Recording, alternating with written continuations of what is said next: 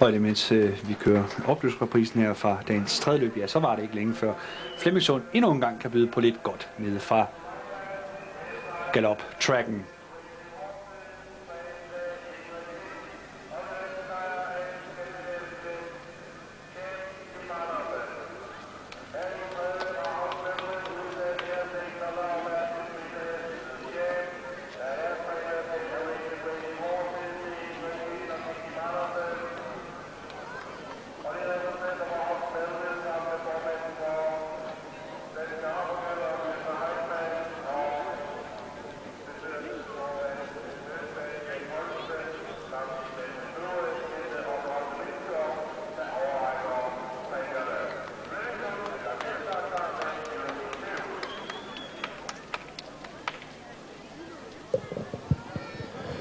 Og nede foran publikum har vi altså vinderen af Hobbs Melville Arabian International Classic. Det blev nummer 1, Lille Chammer Kim Andersen.